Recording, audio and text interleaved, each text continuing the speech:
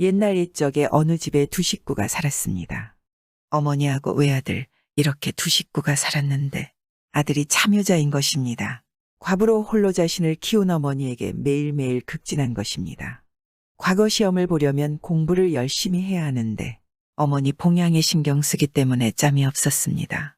그런데 어느 날 참 운이 나쁘려니 어머니가 덜컥 병에 걸렸습니다. 그것도 두 가지나 걸린 것입니다.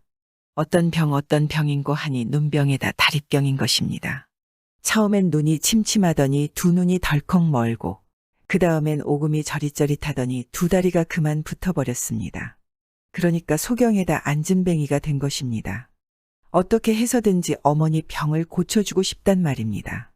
그래서 온데 돌아다니며 귀동냥을 했습니다. 병 잘 고치는 용한 의원이 있는지, 있으면 어디에 있는지. 그렇게 돌아다니며 귀동냥을 하다가 한 군데를 가니까 참 귀가 번쩍 뜨이는 소리가 들리는 것입니다. 강원도 산골 어느 마을에 가면 용한 의원이 있는데 무슨 병이든 다 고친다는 겁니다. 얼마나 반가운지 당장에 곳은 어디고 집에 와서 이제 어머니를 들쳐업고 나갔습니다. 의원을 찾아서 어머니는 앞도 못 보고 걷지도 못하니까 들쳐업고 가야지 않겠습니까? 묻고 물어서 몇 날 며칠 만에 강원도 산골 용하다는 의원 집을 찾아갔습니다. 찾아가서 통사정을 했습니다. 의원님, 보시다시피 우리 어머니가 갑자기 몹쓸 병에 걸려 눈도 멀고 다리도 붙었습니다. 부디 고쳐주십시오. 고친다 못 고친다 한마디 말도 없이 그냥 고개를 절레절레 젓는 것입니다. 그러더니 이쪽은 거들떠보지도 않고 딴 일만 하는 것입니다. 남들은 오면 맥도 짚고 약도 주고 하면서 이쪽은 하루 종일 기다려도 눈길 한 번 안 주는 것입니다. 그래서 아들이 그만 화가 났습니다. 저 의원이 우리 행색이 초라하다고 괄시를 하나보다. 에이, 그러면 안 보이고 말지. 하고는 어머니를 들쳐업고 그 집을 나왔습니다. 나와서는 터덜터덜 집으로 돌아갔습니다. 가다가 고개 하나를 넘게 됐는데 넘다 보니 무척 힘이 드는 겁니다. 어머니 없고 먼 길 걷느라고 다리도 아프고 땀도 나고 그러는 판이거든 말입니다. 그래서 고갯마루에 앉아 잠깐 쉬다 보니 어머니가 배가 고프다는 것입니다. 아이고, 얘야. 배고파 죽겠구나. 뭐라도 한 입 먹었으면 원이 없겠다. 그래서 아들이 먹을 것을 구하러 나섰습니다. 한참 돌아다니다 보니 숲속에서 웬 까투리 한 마리가 새끼 여러 마리를 데리고 지나가는 것입니다. 새끼가 모두 9마리인데 그중 끄트머리에 따라가던 한 마리가 어찌된 일인지 비틀비틀하다가 그만 쓰러져 죽어버리는 것입니다. 절로 죽은 날짐승이라 좀 꺼림칙하긴 했지만 달리 구할 것도 없어서 그걸 주워 들고 와서는 고았습니다.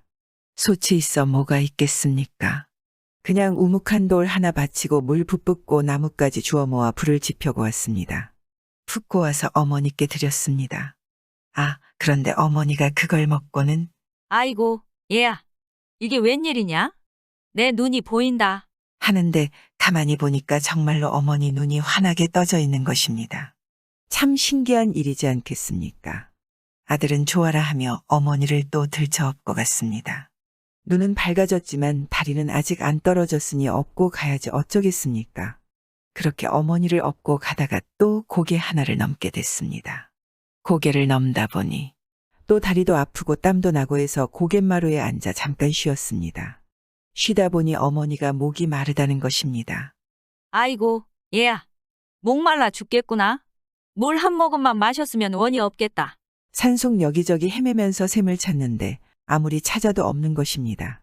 도무지 물이라고는 한 방울도 구경을 할 수가 없는 것입니다. 낙심을 하고 돌아오다 보니 마침 바위 밑에 무엇이 하얗고 둥그스름한 게 있는 것입니다. 가까이 가보니 해골바가지인데 그 속에 물이 조금 고여 있는 것입니다. 그런데 그 물 속에 커다란 지렁이 2마리가 들어있지 뭡니까? 해골바가지만 해도 그런데 지렁이까지 들었으니 꺼림칙하기 짝이 없지 않겠습니까? 그래도 어떡하겠습니까? 달리 물을 구할 길도 없고 해서 그걸 나뭇잎에 떠가지고 가서 어머니께 드렸습니다. 아, 그런데 어머니가 그 물을 마시고는 아이고, 얘야. 이게 웬일이냐? 내 다리가 떨어졌다. 하는데 가만히 보니까 정말로 어머니 다리가 뚝 떨어져서 걸을 수 있게 된 겁니다. 그 얼마나 신기하겠습니까? 이제 어머니 병을 다 고쳤으니 걱정 없지 않겠습니까? 눈도 밝아졌겠다. 다리도 떨어졌겠다. 걱정할 게 뭐가 있겠습니까? 둘이서 춤을 추며 걸어갔습니다. 걸어서 집에 다 도착했습니다. 집에 가서 아들이 그날부터 글 공부를 부지런히 했습니다. 3년 동안 글 공부를 해서 과거를 봤는데 턱하니 붙었습니다. 그래서 원님이 돼서 강원도에 갔습니다. 강원도에 원님이 돼 가서는 곧바로 사령들을 시켜 그때 그 의원을 잡아오라 했습니다. 어느 산골에 가면 용하다는 의원이 있을 것인즉 두 말 말고 잡아오너라. 그래서 의원이 잡혀왔습니다. 잡아다 놓고 문초를 했습니다. 당신은 3년 전 방문한 소경 안진뱅의 어머니와 아들을 기억하는가? 예, 똑똑히 기억합니다, 사또. 그때 왜 그 사람들을 하루 종일 거들떠도 안 보았는가? 사람을 그리 괄시하고서야 어찌 인수를 베푼다 하겠는가? 서리빨 같이 호령을 하니 그 의원이 대답하기를 그땐 그럴 만한 사정이 있어서 그랬습니다. 사정이라니 어떤 사정? 소상하게 말해보아라. 그 눈병에는 구봉탕을 먹어야 낫고 그 다리병에는 쌍용수를 먹어야 낫는데 둘 다 인간 세상에서는 구할 수가 없는 약이어서 그랬습니다. 인간 세상에서 구할 수 없다니. 구봉탕이란 봉황 9마리 가운데 막내 1마리를 고아 만든 약이고 쌍용수란 백록담에 2마리 용이 놀 때 뜬 물을 일컫는데 그것을 어찌 인간 세상에서 구하겠습니까? 구할 수 없는 약을 가르쳐 주느니 차라리 모르는 척하는 게 나을 것 같아서 말을 안 한 것입니다. 그때 고개를 넘다가 까투리 9마리 중 끄트머리 1마리가 죽어서 그걸 고았으니 봉황 9마리 가운데 막내 1마리를 곤 거나 다름없고 또 그 다음 고개에서는 해골바가지에 지렁이 2마리가 들어있는 물을 떴으니 백록담에 2마리 용이 놀 때 뜬 물이나 다름없단 말이지 않겠습니까? 그게 바로 구봉탕과 쌍용수였던 것입니다. 그래서 사또가 말했습니다. 듣고 보니 당신 말이 맞구려. 내 운이 좋아 어머니 병을 고쳤던 게요. 하고는 그 의원을 잘 대접해서 보냈습니다. 운이 좋아서 고친 게 아니라 아들의 효심에 하늘에서 감동에 내려준 선물 아니겠습니까? 요즘 살기가 각박하지만 그래도 부모님한테 잘하셔야 합니다. 구봉탕이나 쌍용수는 아니더라도 자주 전화해주는 정도로도 되지 않겠습니까?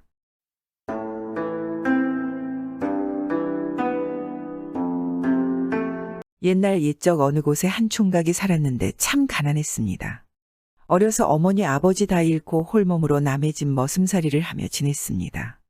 총각은 마음 씀씀이가 착하고 항상 배려하며 하루하루 열심히 살았습니다. 그러다가 나이 18살에 덜컥 죽어버렸습니다. 그 이웃 마을에 한 처녀가 살았는데 이 처녀 집은 큰 부잣집인데다가 떵떵거리는 벼슬아치 집인 것입니다. 그래서 처녀는 어려서부터 아주 금지옥렵 귀한 몸으로 자랐겠지 않겠습니까? 그런데 이 처녀도 나이 16살에 덜컥 죽어버린 것입니다. 둘이 한나란시에 죽었단 말입니다. 그러니 어쩌겠습니까? 둘은 저승길에서 만나지 않겠습니까? 만나서 같이 가는데 아무리 저승길이라도 처녀 총각이 길동무 말동무에서 가니까 좀 좋지 않겠습니까? 가다가 그만 둘이 정이 담뿍 들었습니다. 저승에서라도 부부되자고 약속을 한 것입니다. 드디어 염라대왕 앞에 가서 차례를 기다리는데 총각이 먼저 심판을 받게 됐습니다. 염라대왕이 장부를 쓱 들춰보더니 이 총각은 아직 살 날이 한참이나 남았는데 왜 데려왔느냐? 하고 저승사자들을 나무라더니 다시 이승으로 돌려보내 주어라. 하는 것입니다. 그래서 총각이 얼싸 좋다고 이승으로 돌아갔느냐 그러지 않았습니다. 처녀하고 정이 많이 든 데다가 저승에서 부부되기로 약속한 사이인데 어찌 혼자 돌아가겠습니까? 그래서 국리 끝에 염라대왕에게 부탁을 했습니다. 대왕님, 고맙습니다. 하지만 저 혼자 돌아가기는 싫으니 부디 저 처녀와 함께 가도록 해주십시오. 저 처녀는 제 아내가 될 사람입니다. 안 된다. 너는 아직 살 날이 남아서 돌려보내 주지만은 저 처녀는 죽을 날이 다 되어서 왔느니라. 그러니 어찌 함부로 보내주겠느냐? 그래도 총각은 끈질기게 매달렸습니다. 저는 가난하여 이승으로 돌아가봤자 장가도 못 갈 형편입니다. 저승에서는 모두가 똑같다지만 이승에서 저 같은 놈은 사람 구실도 못합니다. 마침 저승에서 저 처녀를 만나 부부 인연을 맺었는데 아내를 두고 어찌 저 혼자 이승에 돌아가겠습니까? 차라리 저도 여기에 남겠습니다. 허허, 그 고집 한번 즐기구나. 정 그렇다면 방도가 없는 건 아니다. 저 처녀의 나이를 늘려줄 수는 없지만 내가 살 날을 저 처녀한테 나눠줄 수는 있느니라. 그렇게라도 하겠느냐? 그거야 감지덕지할 일이지 않겠습니까? 당장 그러자 하고 자기 살날 절반을 뚝 떼어 처녀한테 줬습니다. 그러니까 남은 수명을 처녀 총각이 절반씩 나눠 가진 셈이지 말입니다. 그렇게 하고 나니 이 염라대왕이 강아지 한 마리를 풀어주는 것입니다. 이 개를 따라 이승으로 돌아가거라. 처녀 총각은 서로의 등에다가 서로 이름을 적어 넣어 증표로 삼고 그 길로 강아지를 따라갔습니다. 산을 넘고 들을 지나 한참 가니까 강아지가 강물 속에 퐁당 뛰어들어가는 것입니다. 처녀 총각도 강물 속으로 퐁당 뛰어들어갔습니다. 그러고 나서 잠깐 정신을 잃었다가 눈을 딱 떠보니까 어느새 몸이 이승에 돌아와 있는 것입니다. 총각은 머슴 살던 집으로 돌아왔는데 와보니 몸이 헛간 구석에 누워있는 것입니다. 천한 머슴이라고 장례도 제대로 안 치르고 몸뚱이를 그냥 거적에 덮어서 헛간 구석에 처박아 놓은 것입니다. 툭툭 털고 일어나 그 길로 처녀 집을 찾아갔습니다.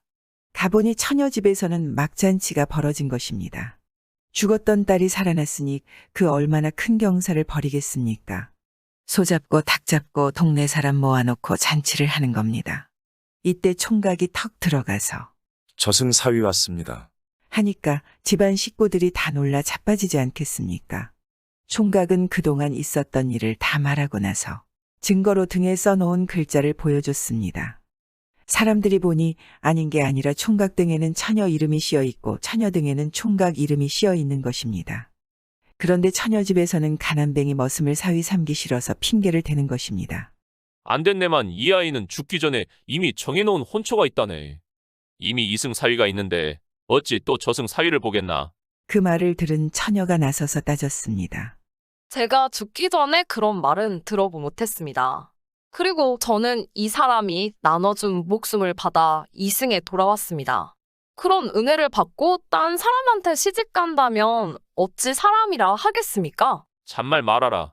아무리 저승 인연이라 해도 부모의 뜻을 꺾을 수는 없는 것이다. 처녀는 끝까지 안 물러섰습니다. 정 그렇다면 저는 저 사람한테 받은 목숨을 되돌려주겠습니다. 염라대왕께 지금 당장 제 목숨을 거두어 가라고 하겠습니다. 그런 말 하려거든 당장 내 눈앞에서 썩 사라져라. 너는 내 자식도 아니다. 처녀 총각은 오히려 잘됐다 하고 그 길로 집을 나가 찬물 한 그릇 떠다 놓고 혼례를 치렀습니다. 그 뒤 산속에 들어가 오두막을 짓고 살았는데 참깨가 쏟아지게 잘 살았습니다. 나무하고 농사 짓고 밥하고 빨래하고 오순도순 서로 돕고 아껴주면서 원앙이 샘을 낼 만큼 잘 살았습니다. 아들 셋 딸 셋 낳고 남부러울 것 없이 잘 살다가 한나란 시에 같이 죽었습니다. 저승에서는 모두 평등한데 왜 굳이 이승에서만 선을 그을까요? 요즘 백년회로 하는 부부들이 많지 않는 게 그것이 석을 풀 뿐입니다.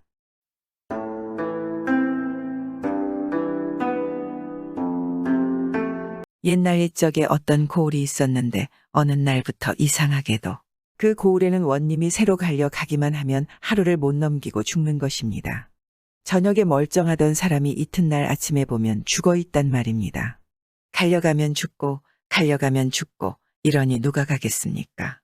아무도 안 가지 않겠습니까? 나라에서는 어떻게든 그 고을에 원님을 보내려고 사방팔방 사람을 찾았습니다. 누구든지 아무 고을에 가기만 하면 원을 시켜준다.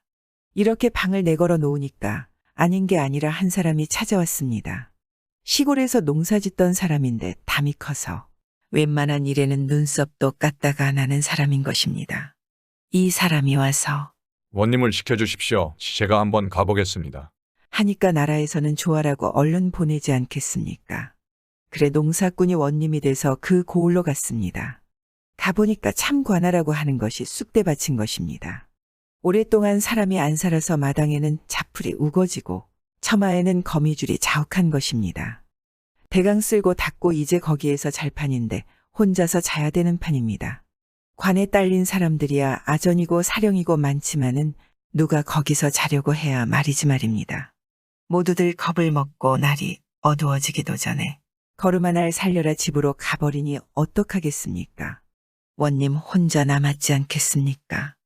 원님이 방에 촛불을 환하게 밝혀놓고 앉아서 그날 밤을 새웠습니다. 밤이 이슥해지니까 찬바람이 휙 불더니 촛불이 툭 꺼지는 것입니다. 그 바람에 사방이 깜깜해졌지 않겠습니까? 귀를 쫑긋 세우고 가만히 앉아 있으니까 밖에서 무슨 소리가 들리는데 세상에 여자 우는 소리인 것입니다. 흑흑 흐느끼기도 하고 훌쩍훌쩍 울기도 하고 한참 동안 그러더니 곧 방문이 덜컹덜컹 흔들리는 것입니다. 누가 밖에서 문고리를 잡아당기는 소리인 것입니다. 원님은 섬뜩하지 않겠습니까? 걔 누구냐? 밖에서 그러지 말고 썩 들어오너라. 호통을 치니까 방문이 스르르 열리면서 무엇이 쑥 들어오는데 참말도 못할 것이 들어오는 것입니다. 아래 위로 하얀 옷을 입고 머리를 풀어 헤친 처녀가 입가에 피를 줄줄 흘리며 들어온단 말입니다. 여느 사람 같으면 기절을 했겠지만은 이 사람은 워낙 담이 커서 그걸 보고도 그냥 버티고 앉아 호령을 했습니다. 너는 누구냐? 사람이냐?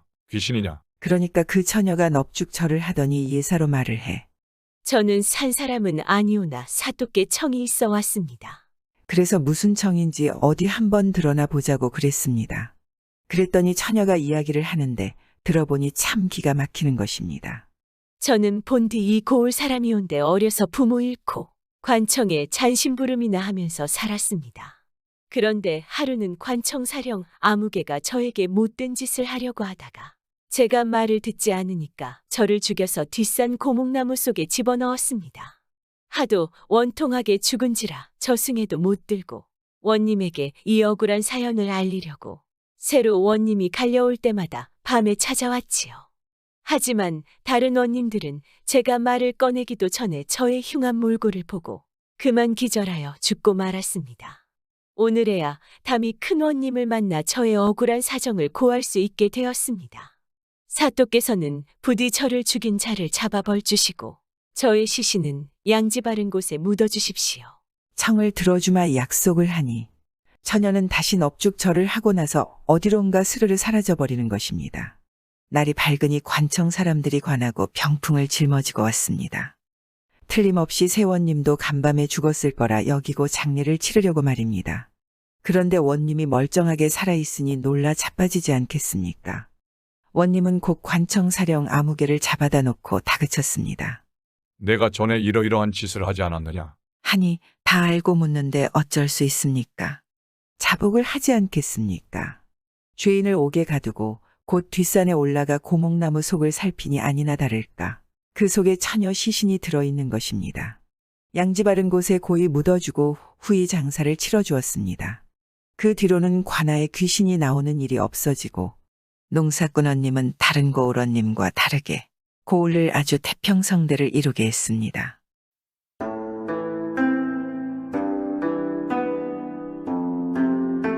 옛날 옛적 어느 곳에 늙은 할아버지 할머니가 살았습니다.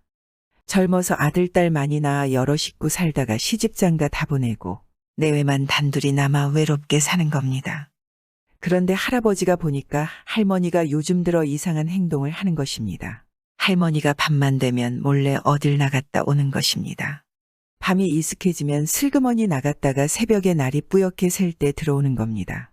가만히 보면 옷에 이슬도 묻어있고 흙도 묻어있고 그런 것입니다. 당최 참 이상하거든 말입니다. 그래 궁금해서 물었습니다. 할멈, 거 간밤에 어딜 갔다 왔수? 하고 물었습니다.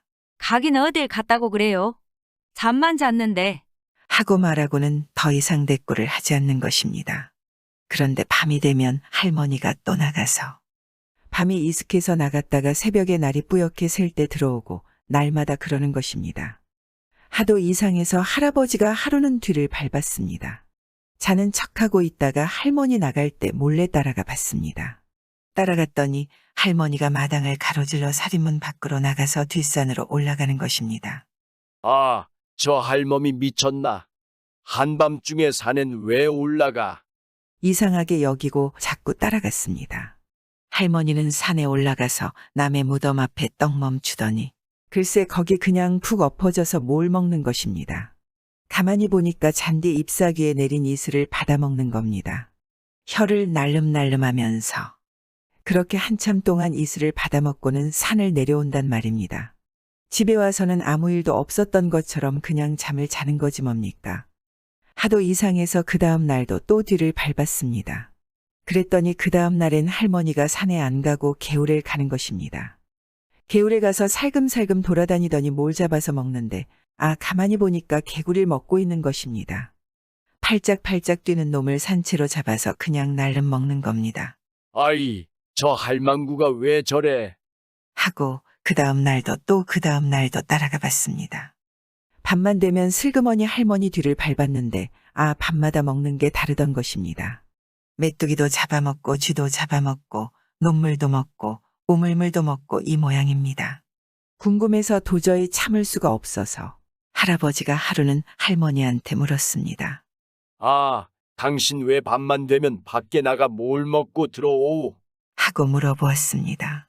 배가 고프면 집에 쌀도 있고 보리도 있는데 그걸로 밥을 해 먹지 왜 그러오? 하고 물었더니 할머니가 한숨을 쉬면서 얘기를 하는데 그게 이렇다는 것입니다. 이제 와 뭘 더 숨기겠어요. 그게 다 내가 죄 지은 게 많아서 그렇답니다. 아니, 무슨 죄를 지었다고 그래요?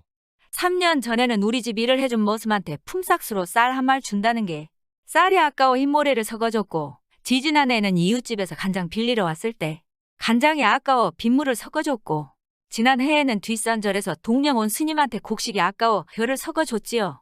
이 세 가지 죄로 하늘에 벌을 받아 입맛이 달라져 그렇답니다. 입맛이 달라졌다니 어떻게 달라졌다는 게요? 사람 입맛이 아니라 구렁이 입맛이 됐네요. 할아버지가 듣고 보니 기가 막히기도 하고 불쌍하기도 해서 그러면 내가 개구리랑 메뚜기랑 많이 잡아올 테니 이제부터 밖에 나가지 말고 집에서 드시오. 했습니다. 그러고 나서 그날 할아버지가 산으로 개울로 다니면서 개구리랑 메뚜기랑 쥐랑 많이 잡고 이슬이랑 녹물이랑 우물물도 받아왔습니다. 그런데 어느 날 할아버지가 집에 와보니 할머니가 없는 것입니다. 아무리 기다려도 안 오는 것입니다. 밤이 돼도 이튿날 새벽이 돼도 안 오고 이틀이 지나고 사흘이 지나도 안 오는 겁니다. 그래서 할아버지가 할머니 찾아 나섰습니다. 여기저기 찾아다니다가 동구 박다리 밑에 가니까 거기 웬 구렁이 한 마리가 울고 있는 것입니다. 할아버지를 가만히 쳐다보면서 눈물을 철철 흘리는데 아무래도 할머니 같아 보이는 겁니다. 그래서 물었습니다. 할멈이요, 할멈 맞지? 하니까 구렁이가 고개를 끄덕끄덕 하는 것입니다. 그래서 할아버지가 그날부터 날마다 개구리랑 메뚜기랑 두더지랑 구렁이 먹이를 많이 잡아다 다리 밑에 갖다 줬습니다. 이슬이랑 녹물이랑 우물물도 받아주고 날이 추우면 거적대기도 덮어주고 그렇게 살다가 한 번은 가니까 구렁이가 죽어 있었습니다. 그래서 무덤도 만들어주고 빗돌도 세워주고 했는데 그게 사람 무덤인지 구렁이 무덤인지 모르겠다고 해서 사람들이 말하기를 모를 무덤이라고 했다는 이야기입니다. 요즘에도 사람을 속이거나 기만하는 경우가 있는데 그렇다면 마음속 한자리에 구렁이가 자라고 있을 수 있습니다.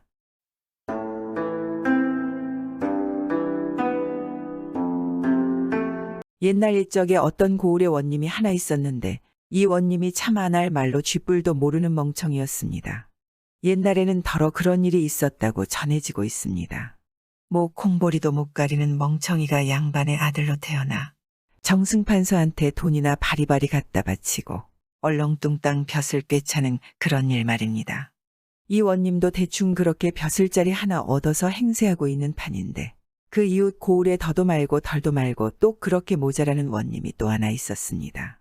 걔도 소도 끼리끼리 어울리더라고. 둘이 죽이 잘 맞아서 허물없는 친구로 지내는 형편입니다. 이틀 사흘이 멀다 하고 서로 오가는데 하루는 둘이 술판을 버려놓고 모시기니 거시기니 하다가 무슨 이야기가 나왔는고 하니 어제는 사냥을 나갔다가 새끼 벤 노루를 잡았다네. 이 사람이 정신 나간 소리를 하는구먼. 노루가 알을 낳지 무슨 새끼를 낳아. 누가 정신이 나갔다는 게야. 토끼라면 또 몰라도 노루야 본래 새끼를 낳지.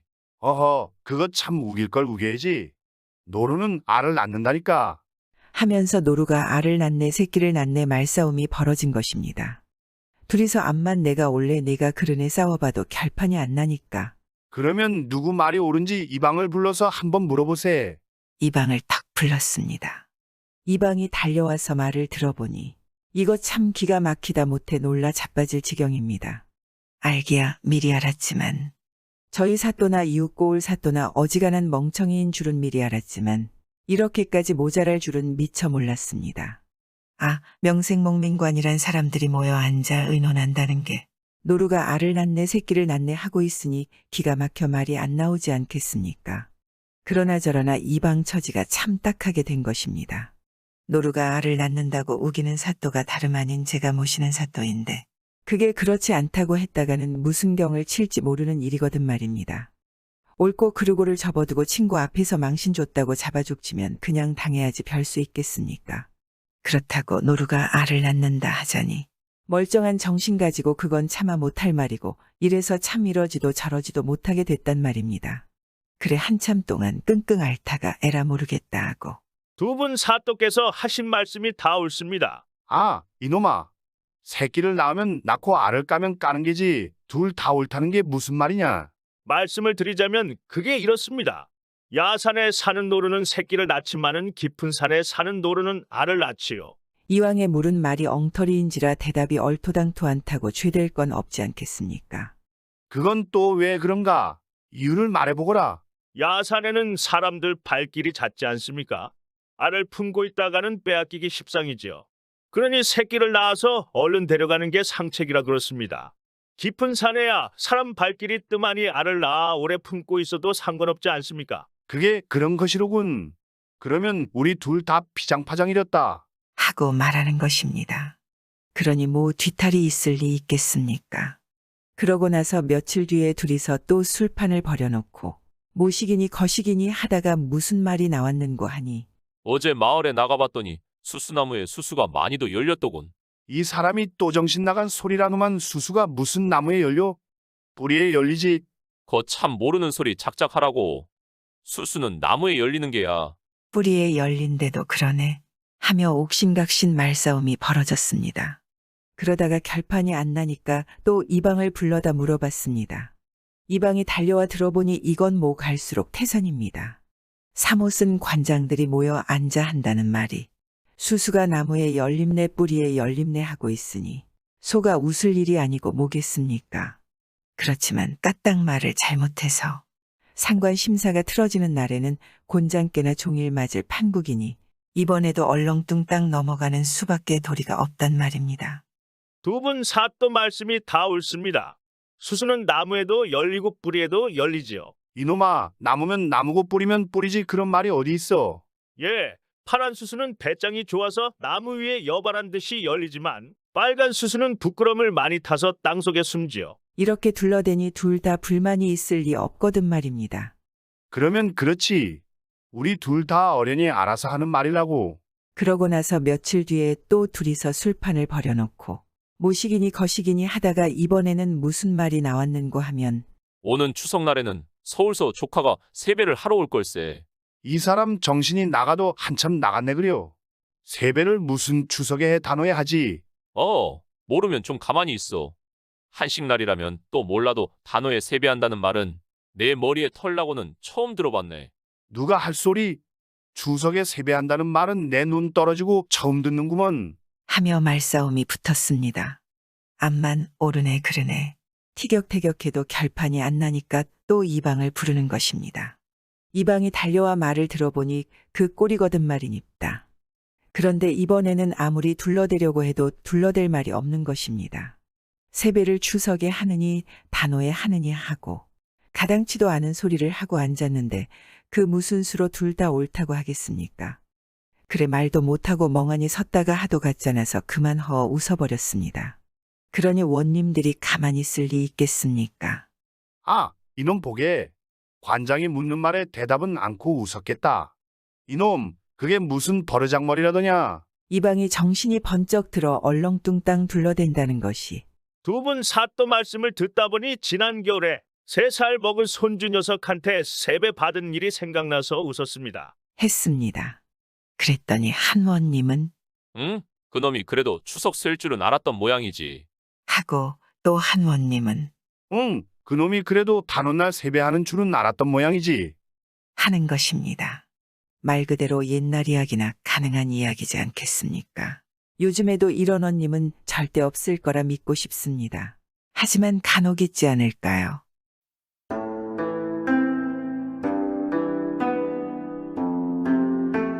옛날 옛적에 한양에 어떤 선비가 살았으나 나이 들어도 성공하지 못하여 집안이 가난하고 생활도 어려워 지방의 어떤 읍내에서 훈장이 되어 올라갔습니다.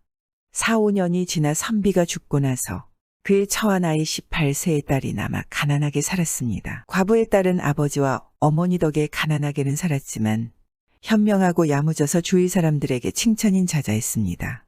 하루는 옆마을로 시집간 친구가 처자를 찾아와서는 하소연을 하는 것입니다. 친구야, 어떡하니?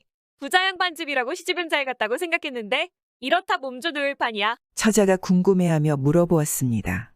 도대체 무슨 일인데 그래? 허울 좋은 양반이라고 제삿날이나 명절에 나를 잡는단다. 굳이 하지 않아야 될 것도 무조건 해야 한다는 거야? 전혀 쓸데없는 일 말이야. 자초지정을 들어보니 양반네 체면치레의 제삿날이나 명절이면 시어머니가 며느리들을 잡는다는 것입니다. 이 말을 듣고 처자가 친구에게 좋은 꾀를 가르쳐 주었습니다. 어느덧 친구 시댁에 조상 제사 모실 날이 다가왔습니다. 며칠 전부터 격식 따지고 법도 찾느라고 아주 난리가 났습니다. 마당에 지푸라기 하나만 얼씬해도 부정탄다고 고래고래 고하며 부엌 아궁이에 타다 남은 잔솔가지 하나만 남아있어도 정갈지 못하다고 타레타레 타박인 것입니다. 친구가 그걸 죄다 못 본 채 하고 있더니 제사날 아침에 제수를 장만할 때가 되니 시어머니더러 새칼과 도마를 달라고 그러는 겁니다. 예, 우리 부엌에 칼도마가 아직 멀쩡한데 왜 그러느냐? 아이 참, 어머님도 저희 친정 집안 법도로는 제사 때마다 새 칼도마를 씁니다. 단 것 쓴 것 다 썰던 칼도마로 어찌 정갈한 제수를 장만하겠습니까? 제사에 정성 들이자는데 무슨 토를 달겠습니까? 하지만 제 아무리 법도 있는 집이라도 칼도마를 쌓아두고 지낼 수 있겠습니까? 당장 내줄 게 없어서 머뭇거리고 있으니 며느리가 여발한 듯이 제가 준비해온 칼도마를 썩 꺼내 오는 겁니다. 이럴 줄 알고 친정어머니 아버지가 이걸 넣어주셨습니다. 우선은 이걸 쓰지요. 이쯤 되니 시어머니가 탐복을 하고 혀를 내두를 수밖에. 그래 며느리가 그 칼 도마로 벼락같이 생선 산적을 장만해 놓고 나서 이제 채소 썰자면 새 칼도마가 있어야겠습니다. 예, 그걸 그만큼만 쓰고 또 새 걸로 바꾼단 말이냐? 그렇지 않고요. 생선 썰던 칼도마로 어찌 채소를 썬단 말입니까? 그렇긴 하다마는 저희 친정에서 새 칼도마를 가져올 수도 있겠습니다만 매번 그렇게 하면 조상님이 노하실까 두렵습니다. 이쯤 말을 내놓으니 뭐 어쩔 도리가 있겠습니까? 부랴부랴 새 칼 도마를 한 벌 사다가 며느리 앞에 대령했습니다. 그러고 나서 이제 다 됐나 보다 했더니 그게 아닌 것입니다. 채소를 다 썰고 나서는 떡 썰 칼 도마를 또 내놓으라는 겁니다. 시어머니가 가만히 생각해보니 떡을 다 썰고 나면 또 과일 썰 칼 도마를 내놓으라 할 것이고 이러다가는 한도 끝도 없을 것 같단 말입니다. 얘야, 그럴 게 아니라 떡이고 과일이고 그냥 그걸로 썰면 안 되겠느냐? 아니, 법도를 아시는 어머님께서 그 무슨 말씀이십니까? 저희 친정 집안 법도로는 제사 한 번에 적게 잡아 칼도마 10벌은 씁니다. 그러면 뭐야 이건. 집에서 한 해의 연암은 번치를 제사 때마다 10벌씩 쓰자면 칼도마 사대느라 집안 살림이 거덜날 것 아니겠습니까? 시어머니가 그만 손을 휘휘 내저었습니다. 아이고, 얘야, 예의범절이고 법도고 다 귀찮다. 내 아무 말 안 할 테니 제발 그냥 썰어라. 어머님께서 그렇게까지 말씀하시니 그냥 썰지요. 이렇게 해서 시어머니 잔소리가 아주 쑥 들어갔습니다. 그러고 나니 친구는 제삿날 노역에서 해방되고 처자에게 진심으로 감사했습니다. 이렇듯 처자의 현명함이 고을에 싹 퍼졌습니다. 이웃집 양반이 딸이 현명하고 아름다운 것을 듣고 사람을 보내 정혼을 하고 혼례를 하고자 하였습니다. 그런데 가까운 곳에 사는 읍내 이방의 아들로서 관아의 잡이라는 자가 갑자기 선비댁에 찾아왔습니다. 찾아와서는 처녀의 어머니한테 말하기를 이 댁 소자는 여러 번 나와 정을 통하였소. 그런데 지금 듣자 하니 어떤 곳에 정혼을 하였다는 게 사실입니까? 나에게 몸을 허락하여 놓고 그것이 말이 됩니까? 하고 화내며 말하였습니다. 처녀의 어머니는 기절초풍하여 얼굴이 새파래져서 딸에게 그것이 사실이더냐 하고 물었습니다. 이에 딸은 분노에 찬 눈빛으로 말했습니다. 그놈이 저의 자태를 보고 또한 우리 집이 가난하여 이 약한 것을 보고 관계를 부리는 것이니 상대할 것이 못됩니다. 참기보다 관가에 고하여 억울한 누명을 벗어야 합니다. 하더니 얼굴빛을 조금도 바꾸지 않고 관가에 가서 고발하였습니다. 사또는 사건은 해괴하게 생각하여 사실을 밝히기 어렵다고 생각하면서 얼마 동안 고심하다가 이방 아들을 불러 말했습니다. 내가 처자와 여러 번 상통하였다 하니 얼굴과 몸 모양을 반드시 알고 있을 것이다. 상세하게 말하라. 틀리면 살아남지 못한다.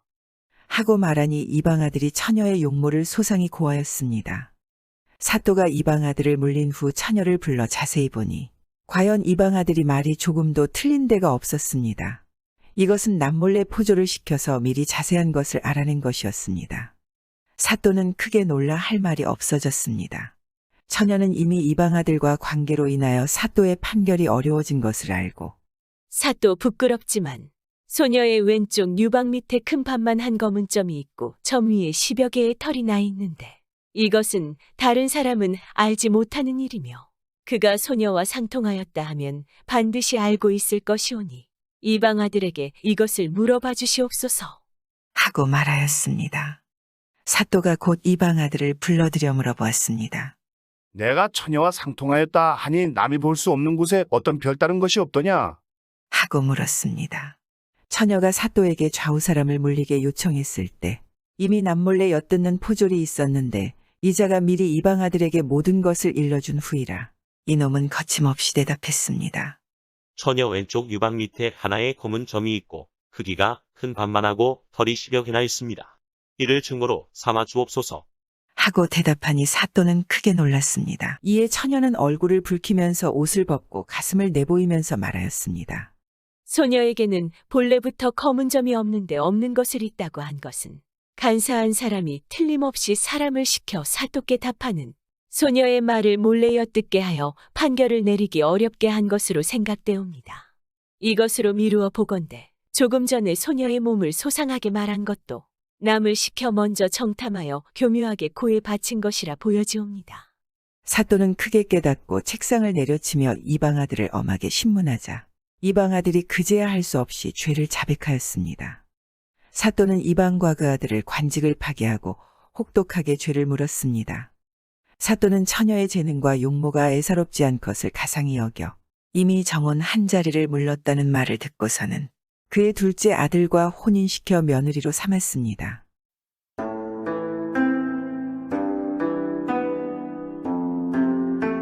옛날 옛적에 어느 곳에 과부 둘이 이웃에 살았는데 한 과부는 젊은 나이에 수절한 과부로 자식은 없고 착해서 인정이 많았습니다. 그렇지만 이웃에 사는 과부는 못돼서 심술이 많았습니다. 어느 추운 겨울날에 웬 병든 머슴이 마을에 들어왔습니다. 이 머슴은 주인 집에서 병이 들자 쫓겨난 것입니다. 춥고 배고파 온몸이 잔뜩 지쳐서는 이 집 저 집 기웃거리다가 심술쟁이 과부 집에 갔습니다. 심술쟁이 과부가 머슴을 보고는 이놈의 머슴이 어딜 들어와? 하고 작대기로 때려서 내쫓았습니다. 머슴은 할 수 없이 쫓겨났습니다. 머슴은 더 이상 거르림 없이 그 옆 착한 과부 집에 갔습니다. 착한 과부는 머슴을 보고 아이고 얼마나 춥고 배고프니 어서 들어오너라 하고 반갑게 맞아들여 배불리 먹여도 주고 따뜻한데 재워도 주고 약도 지어서 병간호도 했습니다. 그런데 머슴은 사나흘 앓다 죽어버렸습니다. 착한 과부는 머슴의 장례도 치러주고 뒷산에 묻어주었습니다. 그리고 1년이 지나자 한 개가 착한 과부의 집에 기웃거리는 겁니다. 착한 과부는 그 개가 왠지 남 같지 않게 느껴서 그날부로 개를 키우기 시작했습니다. 한 식구처럼 먹고 자고 과부가 일 보러 나가면 따라가고 집에 오면 따라오고 그렇게 살았습니다. 살다가 하루는 개가 느닷없이 과부의 치마가랑이를 물고 당기는 것입니다. 자꾸 당기니까 왜 이러나 하고 따라갔습니다. 개는 과부를 끌고 집 밖으로 나가더니 또 자꾸 가서 뒷산으로 올라가는 것입니다. 과부는 따라갔습니다. 뒷산으로 올라가서는 큰 바위 밑에 멈춰 서더니 땅을 앞발로 호비작 파는 것입니다. 한참 동안 땅을 파니까 글쎄 거기서 산삼이 나오는 겁니다. 산삼 커다란 게 여러 개 나오는 겁니다. 과부는 그 산삼을 팔아서 부자가 됐습니다. 그걸 보고 심술과부가 찾아와서 물었습니다. 아, 자네는 어떻게 해서 부자가 되었소? 그거 다 훔친 것 아냐? 아니 훔치다니 무슨 소리를 그렇게 하누. 사실은 저 개 덕분이네. 하고 그동안 있었던 일을 다 이야기해 줬습니다. 심술쟁이 과부가 그 말을 듣더니 그럼 그게 나 좀 빌려줘. 해서 착한 과부가 빌려줬습니다. 마음씨가 착하니깐 남이 빌려달라면 뭐든 다 빌려주는 것입니다. 심술쟁이 과부는 개를 데리고 자기 집에 가서 마당에 세워놓고 우두커니 들여다보고 있는 겁니다. 산삼이 있는 데를 데려다 달라 말입니다. 그런데 하루 종일 그러고 있어도 개는 그저 가만히 있기만 하는 것입니다. 심술 과부가 화가 나서 이놈의 개, 왜 가만히 있어? 어서 산삼이 있는 데로 데려가지 않고. 하고는 개를 작대기로 마구 때렸습니다.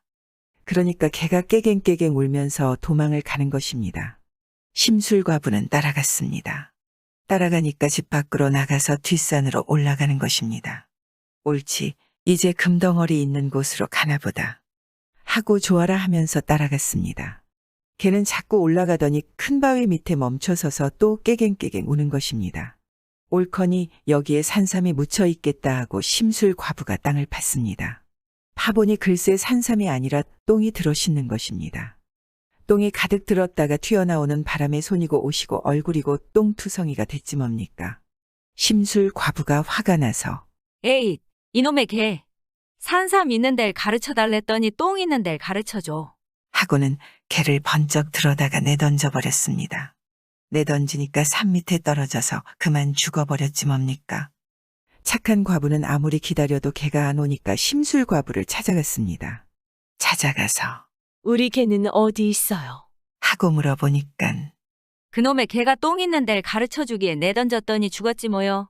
착한 과부가 산 밑으로 가보니 아니나 다를까 개가 죽어 있는 것입니다. 과부는 울면서 개를 안고 집에 와서 마당과 양지 바른 곳에 고이 묻어줬습니다. 그러고 나서 며칠 있으니까 개 무덤에서 나무가 하나 나오는 것입니다. 나와서 쑥쑥 크는 것입니다. 쑥쑥 커서 금세 커다란 아름드리 나무가 됐습니다. 아름드리 나무가 되니까 과부가 그걸 베어다가 절구통을 만들었습니다. 절구통을 만들어서 나락을 한 줌 넣고 찧었습니다. 그랬더니 글쎄 절구통에 금세 쌀이 가득 차는 것입니다. 나락 한 줌만 넣고 찧으면 절구통에 하얀 쌀이 가득 차고 또 나락 한 줌 넣고 찧으면 쌀이 가득 차고 이러니 부자가 되지 않겠습니까? 안 그래도 부자였는데 더 큰 부자가 됐습니다. 그런데 그걸 보고 심술 과부가 찾아와서 물었습니다. 여보는 또 어떻게 해서 부자가 되었소? 그거 다 훔친 거지.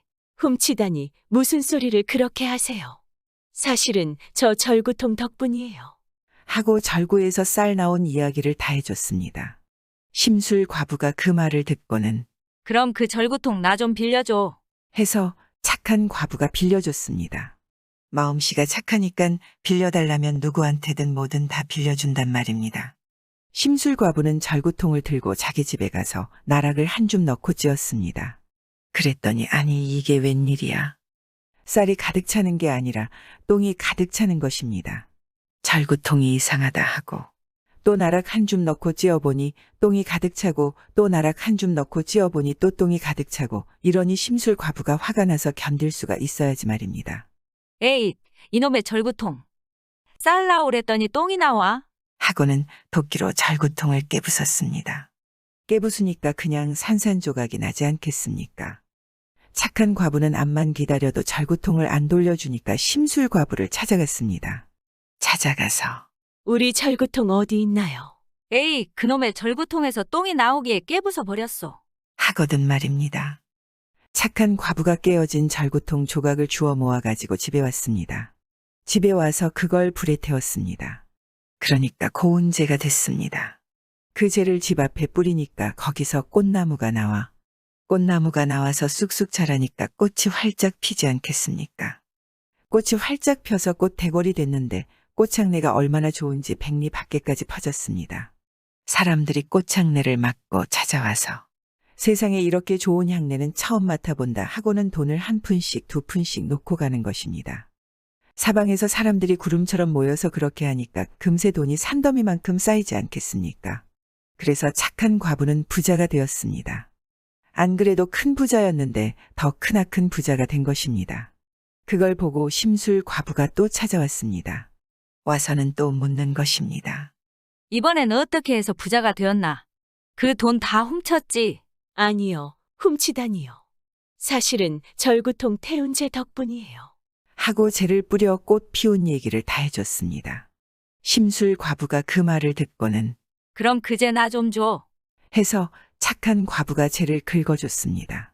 마음씨가 착하니깐 누가 뭘 달라면 아무 말 않고 다 주는 것입니다. 심술 과부는 재를 가지고 가서 자기 집 앞에 뿌렸습니다. 뿌리니까 착한 과부네처럼 꽃나무가 나왔습니다. 나오긴 나왔는데 꽃에서 향내가 나는 게 아니라 구린내가 나는 것입니다. 말도 못하게 독한 구린내가 나서 그게 백리 밖에까지 퍼져나갔습니다. 그러니까 사람들이 다들 못 살겠다고 아우성인 것입니다.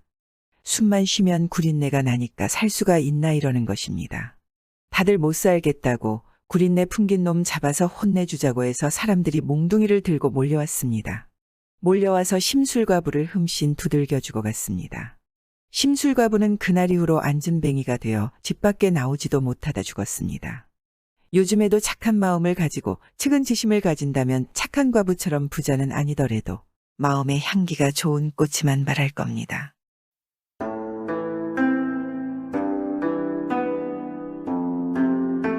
옛날 어느 시골 마을에 가난한 과부가 살았습니다. 과부는 천성이 선하고 조그마한 미물도 죽이지 않는 그런 여자였습니다. 이 과부는 날마다 논에 가서 물 대고 김 매고 거름 주고 이렇게 부지런히 일을 했습니다. 그런데 하루는 논에 가다 보니 길과 개울에 올챙이 한 마리가 팔딱팔딱 뛰고 있는 겁니다. 그 애는 비가 안 와서 봄부터 날이 몹시 가물었던 모양입니다. 그래서 개울물이 바짝 말랐는데 물이 없어지니까 올챙이가 갑갑해서 팔딱팔딱 뛰고 있는 겁니다. 그냥 두면 곧 죽을 것 같더란 말입니다.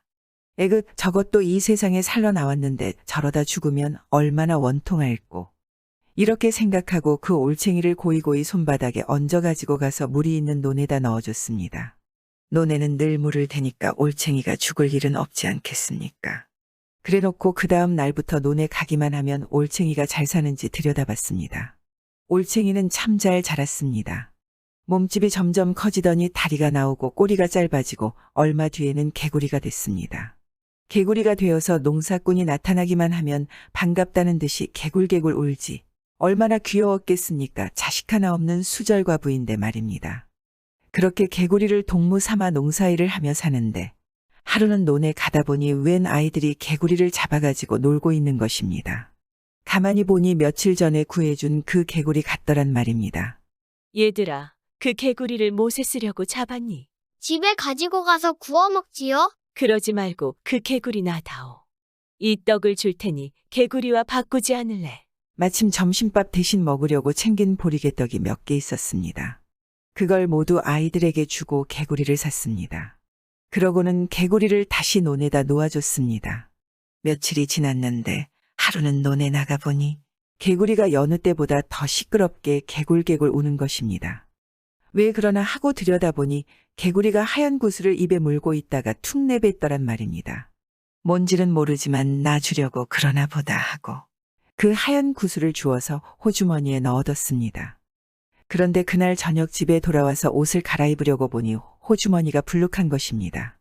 웬일인가 하고 들여다보니 호주머니 안에 쌀이 가득 들어있지 뭡니까. 하얀 구슬은 쌀 속에 그대로 들어있고. 이거 참 신기한 일이로구나. 이 구슬이 쌀을 내는 구슬이란 말인가. 이렇게 생각하고 하얀 구슬을 빈 솥에 넣어봤더니 글쎄 비어있던 솥에 금세 쌀이 가득 차는 것입니다.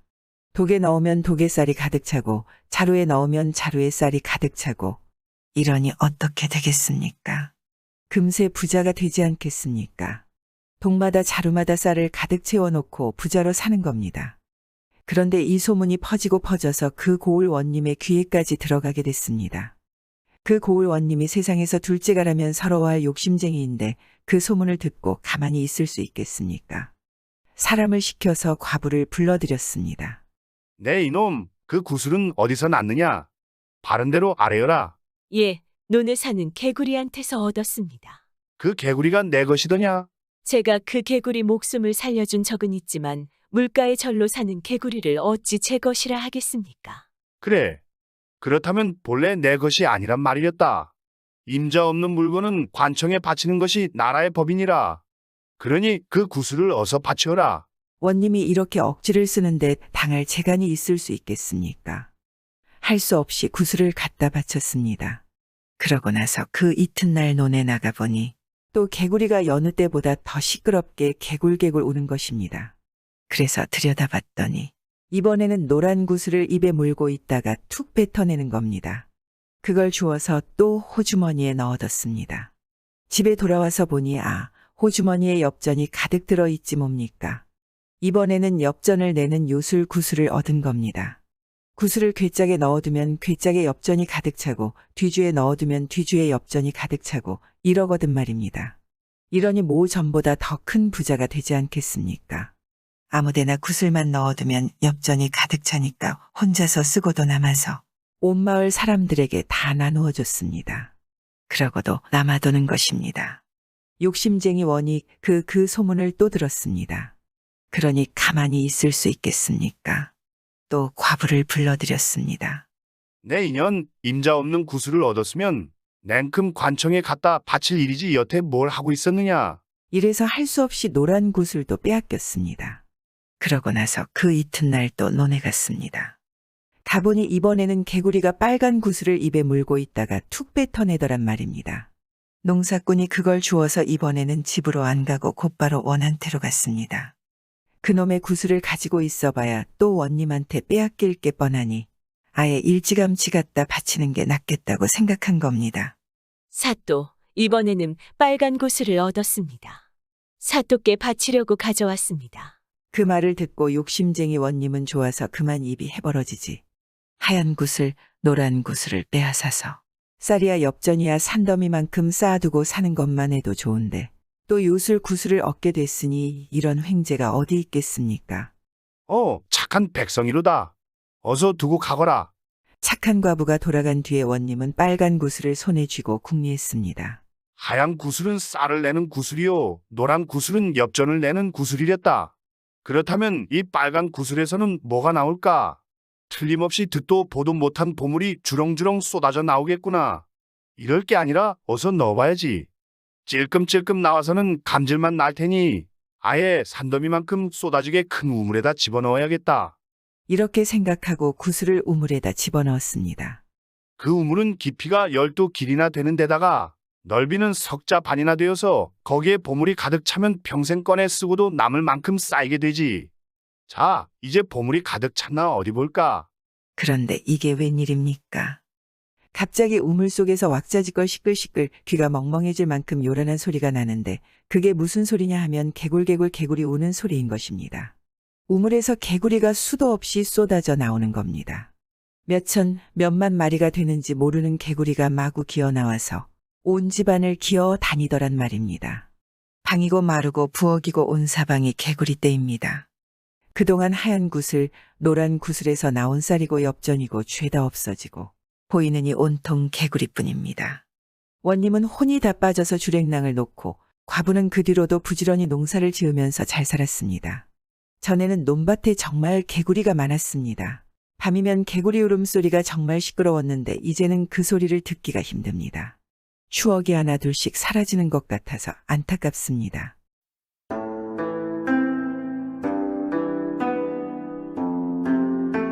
옛날 옛적에 만석군 부자과부마님이 살았는데 남편이 만석에 땅을 남기고 세상을 떠나자 그 재산이 다 마님 몫인 것입니다. 만석군이긴 하지만 남들한테 베푸지 않는 그런 여자였습니다. 탐욕스러운 마님은 오로지 돈밖에 몰랐습니다. 만석군이면 마을 사람들도 돕고 불쌍한 사람들도 도와주면 좋지 않겠습니까? 그런데 그런 것조차 모르는 그냥 가엾은 욕심쟁이 마님이었던 것입니다. 이 마님이 집에 고양이를 한 마리 키웠습니다. 그런데 이 고양이가 얼마나 야무지고 단단한지 살을 만져보면 꼭 돌 같는 것입니다. 그래서 돌고양이라고 불렀습니다. 한 번은 이 마님이 병이 들어 누웠는데 아무리 좋은 약과 용하다는 의원을 불렀지만 낫질 않았습니다. 그러다 아주 용한 명의가 이르기를 이 병에는 돌고양이 고기를 먹으면 낫는다고 그러거든 말입니다. 그래서 집에 키우던 돌고양이를 잡아다가 매달아 놨습니다. 아무리 키우던 고양이인들 자기 먼저 살아야 하지 않겠습니까? 이튿날 잡아서 고기를 먹으려고 준비하는데 그런데 이놈의 고양이가 밤새 야옹야옹 우는 것입니다. 아무리 탐욕스러운 마님이지만 키우던 고양이인데 불쌍하지 않겠습니까? 그래서 고양이 고기를 약으로 조금 쓰려고 죽일 것까지 하였나. 엉덩이 살을 조금 베어내고 도로 꿰매주면 살지 않을까. 하고서 그 이튿날 고양이를 묶어 매단 채로 엉덩이 살을 조금 베어냈습니다. 그러고는 상처를 도로 꿰매서 풀어주었습니다. 그랬더니 고양이가 눈을 하얗게 뜨고 크게 한 번 양엉하고 어디로 갔는지도 모르게 그냥 사라져버리더란 말입니다. 고양이 고기를 먹은 덕분인지 어쨌든 마님은 그 뒤로 곧병이 나았고 돌고양이 일은 까맣게 잊어버린 채 몇 해가 흘렀습니다. 그런데 하루는 어떤 스님이 시주를 왔습니다. 만석군이나 되니까 집에 돈이고 양식이고 많을 것 아니겠습니까? 이마님은 욕심쟁이이지만 부처님한테 시주는 잘했습니다. 불심이 있어서가 아니라 더 돈을 많이 벌게 해달라고 말입니다. 그래서 스님 바랑이 불룩하도록 돈량에다가 쌀에다가 푸짐하게 시주를 했습니다. 그랬더니 스님이 참으로 고맙습니다. 절에 아주 쓰임이 있을 것입니다. 하고 인사를 하고서는 몇 발짝 나가다가 혼잣말로 그런데 살이 끼었군. 살이 끼었어. 조만간 큰일이 날 게야. 이러거든 말입니다. 그 소리를 마님은 못 듣고 하인들이 들었습니다. 저 스님이 지금 나가면서 뭐라고 그러시느냐. 살이 끼었다고 그러십니다. 조만간 큰일이 난다고 하는뎁쇼. 마님이 놀라서 버선발로 달려나가 스님을 붙들었습니다. 스님, 그게 웬 말이십니까? 살이 끼고 조만간 큰일이 난다는 게. 그게 웬 말인지는 주인이 더 잘 아실 텐데요.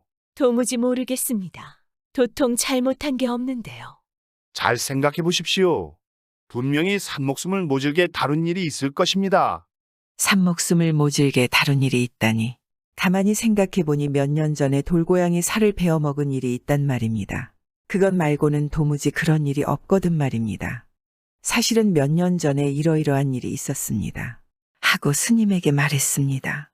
그러면 그렇지. 바로 그 돌고양이가 앙심을 품고 몇 년 동안 해물만 먹고 힘을 길러서 얼마 뒤에 주인을 해치러 올 것입니다. 들어보니 끔찍하지 않겠습니까?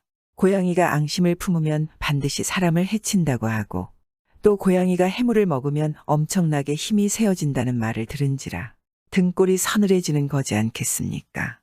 그럼 죽는 방도만 있고 살 방도는 없습니까? 부디 가르쳐 주십시오. 내일 날이 밝는 대로 돈을 한 짐 싣고 북쪽으로 가십시오. 가다 보면 개를 파는 집이 많을 것이오. 그중 반드시 호박개라고 하는 것을 3마리 사되 돈을 아끼지 말아야 합니다. 개를 집에 데려오면 묶어두지 말고 개가 하는 대로 가만히 두십시오. 스님이 그 말만 남기고는 바람같이 가버리는 것입니다. 마님은 그 이튿날 날이 밝는 대로 길을 떠났습니다. 하인 등의 돈을 한 짐 싣고 북쪽으로만 갔습니다. 북쪽으로 가다 보니 개를 파는 집이 참 많은 것입니다. 개를 파는 집마다 걸음을 멈추고 호박개 있소, 호박개 있소.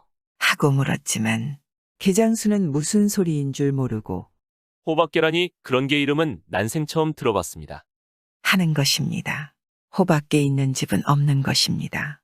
가다가 날이 저물 무렵이 돼서야 어떤 허름한 집에 들러 물으니 호박개는 왜 찾소? 저기 있는 개가 호박개요. 하거든 말입니다. 반가워서 주인이 가리키는 쪽을 보니 참 꼴이 말이 아닌 개가 3마리 있는 것입니다. 덩치는 주먹만 한 것이 눈에는 눈곱이 덕지덕지 끼었고 못 먹어서 바싹 여이어 참 볼품이 없는 것입니다. 값을 물으니까 그 돈 한 짐 싣고 온 걸 다 부르더란 말입니다. 다른 튼튼한 개에 100갑절도 넘는 값인 것입니다. 그래도 그 돈을 다 주고 호박개 3마리를 샀습니다. 호박개를 사서 집에 데려다 놓고 스님이 시킨 대로 묵지도 않고 개가 하는 대로 가만히 내버려뒀습니다. 그랬더니 그중 한 놈은 대문간에서 자고 한 놈은 중문간에서 자고 한 놈은 마루 밑에서 자는 것입니다. 먹이를 먹는데 고기야 뼈다귀야 아무리 좋은 먹이를 줘도 안 먹고 꼭 찹쌀죽만 먹는 것입니다. 그렇게 해서 한 몇 달이 지났습니다. 하루는 밤에 저 멀리서 천둥치는 소리가 나면서 파란 불빛이 길게 뻗치는데 그 불빛이 자기 집 쪽으로 오는 겁니다. 이거 큰일 났다 싶어서 얼른 식구들을 딴 집으로 보내고 마님이 혼자서 다락에 올라가 문틈으로 내다보고 있었습니다. 조금 있으니까 벼락치는 소리가 나면서 덩치가 호랑이만 한 것이 성큼 나타나는데 가만히 보니 전에 그 돌고양이더란 말입니다. 아, 이놈이 아빠를 곤두세우고 대문으로 들이닥치는데 대문을 지키던 개가 그냥 죽은 척하고 있는 겁니다. 고양이가 달려들면 맞서 싸워야 할 텐데 그냥 죽은 듯이 엎드려 있단 말입니다. 고양이가 대문을 열고 중문으로 들이닥치는데 중문 지키는 개도 그냥 죽은 듯이 엎드려 있는 것입니다. 두 놈이 얼씬도 안 하고 가만히 있는 것입니다. 그동안에 고양이는 중문도 열고 앞마당을 가로질러 마루 위로 날아올랐습니다. 고양이가 마루 위로 달려드니까 그제야 마루 밑을 지키던 개가 펄떡 뛰어올라 고양이한테 달려드는 것입니다. 다른 두 놈은 가만히 있고 말입니다. 그런데 호박개가 덩치는 작아도 얼마나 날쌘지 호랑이만 한 돌고양이를 어지간히 당하는 것입니다. 둘이서 물고 뜯고 싸우는데 깨갱깨갱 야옹야옹 아주 난리가 났습니다. 그렇게 한참 동안 싸우다가 인제 개가 슬슬 밀리는 것입니다. 힘으로 도저히 못 당하니까 밀리는 거지 뭡니까? 곧 죽게 생겼습니다. 이거 큰일 났다 하고 있는데 그때야 중문 지키던 개가 갑자기 벌떡 일어나서 번개같이 고양이한테 달려들드는 것입니다. 먼저 싸우던 개는 도로 마루 밑으로 들어가 죽은 듯이 엎드려 있고 또 한참 싸우다가 힘이 빠져서 슬슬 밀리니까 이번에는 대문 지키던 개가 달려들어 싸우고 먼저 싸우던 개는 도로 중문 아래로 가서 가만히 엎드려 있는 것입니다. 이렇게 번갈아 가면서 싸우니까 고양이도 못 당하는 것입니다. 다른 개가 싸우는 동안에 가만히 엎드려 힘을 모아뒀다가 달려들고 하니까 못 당하는 거지 않겠습니까? 밤새도록 싸우다가 날이 부옇게 셀 무렵에야 고양이가 나가 떨어졌습니다. 개 3마리도 지칠 대로 지쳐서 축 늘어졌지 뭡니까? 마님이 미리 숨겨놨던 힘센 머슴 하나에게 소리쳤습니다. 돌쇠야, 기름을 붓고 불에 태워라. 머슴은 마님의 곤란한 부탁이지만 어쩔 수 없이 그렇게 했습니다. 개들을 안 하다가 방에 누이고 찹쌀죽을 끓여다 먹여서 겨우 살려놨습니다. 그래도 2마리는 살고 1마리는 죽었습니다. 죽은 개를 양지 바른 곳에다 고이 묻어주고 나니까 살아있던 개 2마리도 슬그머니 어디론가 가버리는 것입니다. 며칠 뒤에 주인이 꿈을 꾸는데 허연 노인이 나타나서 개의 은혜를 갚으려거든 앞으로 더도 말고 덜도 말고 한 해에 딱 1000석씩만 거두고 나머지는 다 가난한 사람들에게 베풀어라 하는 것입니다. 그 뒤로 한 해에 딱 1000석씩만 거두고 나머지는 다 가난한 사람들에게 나누어졌습니다. 행여 잘못해서 1000석에서 단 몇 석만 더 거두어도 개 무덤에서 개 울음소리가 났다니 참 신기하지 않겠습니까? 이게 만석군 60만은 과부마님이 1000석군 되었다는 이야기입니다. 남에게 베풀어서 자신의 목숨을 구한 것입니다. 요즘 우리들도 사는 게 참 팍팍하지 않습니까? 이마님처럼 만석군이 1000석군이 될 수는 없겠지만 주위의 어려운 이웃들을 한번 생각한다면 복받지 않을까요? 구독은 공짜입니다.